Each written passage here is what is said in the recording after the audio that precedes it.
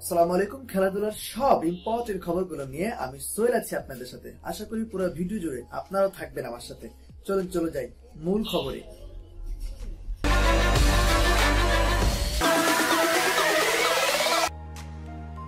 আর্জেন্টিনার জার্সিতে কিছু জেতা হয়নি তার কথাটা পুরো সত্যি নয়। লিওনেল মেসি যুব বিশ্বকাপ জিতেছেন অলিম্পিক, কিন্তু এসব ছেলে ভোলানো ছড়ায় মেসি নিজেই সান্ত্বনা খুঁজবেন না। চারটি ফাইনালে উঠেও জাতীয় দলের হয়ে কিছু জিততে না পারায় অবসরের দুয়ারে গিয়েছিলেন লিওনেল মেসি।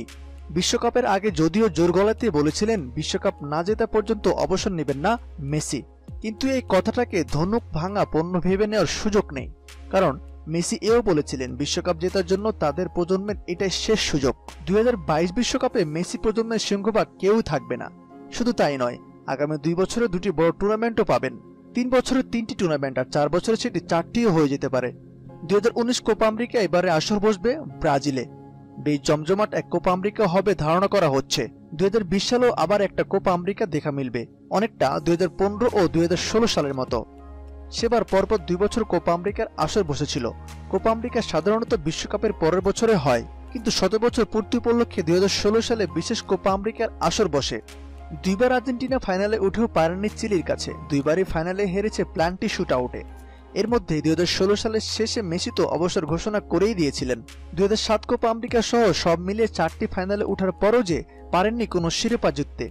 মেসিকে আরও সুযোগ এনে দিচ্ছে সামনের 2টি বছর।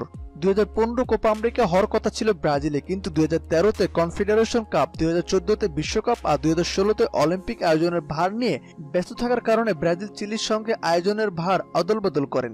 2012 সালে এটা ঠিক করে রাখা হয়েছিল। 2015 সালে আয়োজন হবে চিলি, 2019 সালে কোপা আমেরিকা হবে ব্রাজিলে। দলবদলের কারণে এবারে আয়োজক হবে ব্রাজিল। পরের বছর আরও একটা কোপা আমেরিকা, সেটির আয়োজক হচ্ছে আর্জেন্টিনা ও কলম্বিয়া। এখন থেকে কোপা আমেরিকা আর ইউরোপিয়ান চ্যাম্পিয়নশিপ হবে একই বছরে।